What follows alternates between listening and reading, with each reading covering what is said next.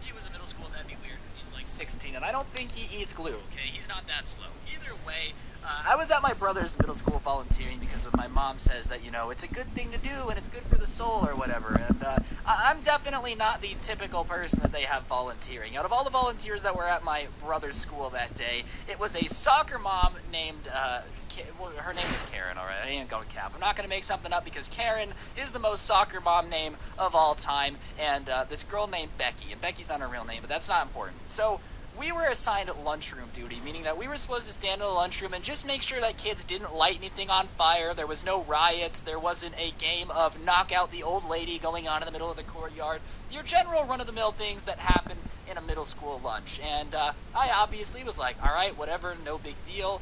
It wasn't my brother's lunch. My brother's in 8th grade, and I was watching 6th grade lunch, but fine, if you want me to watch kids eat lunch, no big deal, no skin off my back. I ain't sweating for nothing, okay? No sweat is coming off my back at all.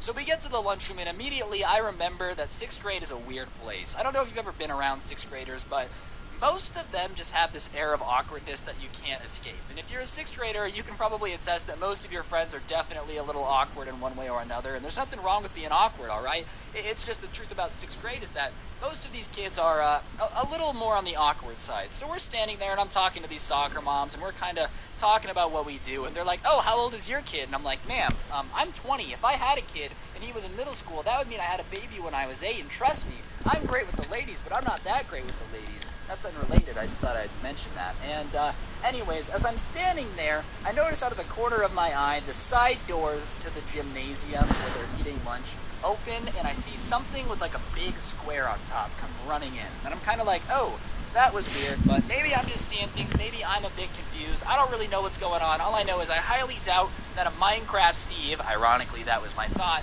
just ran into the lunchroom. There's no way. So either way, after a couple seconds, I realized that no, I am not tripping, and 2 kids coming out wearing Minecraft Steve heads carrying bone diamond swords are rushing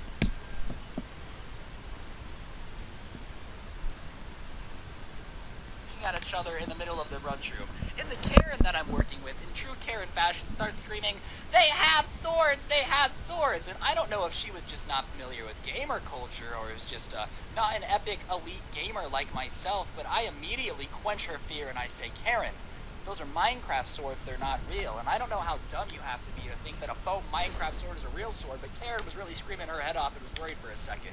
So I'm watching these 2 kids just come charging at each other in the middle of the lunchroom wearing Minecraft Steve heads made out of cardboard and foam swords, and that's when they meet in the middle of the lunchroom. And the first one just starts wailing on the other one with their foam sword, and they are going hard, alright? I don't know if you guys have seen the iDubbbz documentary Full Force, but that's exactly what these guys are hitting each other with their foam swords like. They are going full force. So they're just wailing on each other with these Minecraft swords, and Karen is freaking out.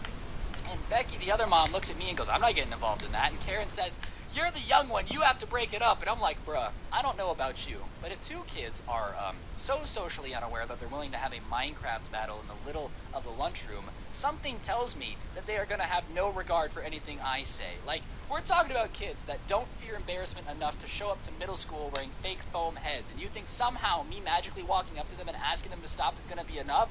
I can guarantee you that these kids are definitely in full savage mode with these Minecraft swords, and nothing can be done about it, but fine, I will try my best. So they peer pressure me into going over and trying to stop these kids from their Minecraft battles. To be honest with you, I didn't really want to, alright? It was really boring. Watching 6th graders eat lunch is not my favorite cup of tea of thing to do in the middle of the day, so the fact that I was getting dinner and a show and getting to watch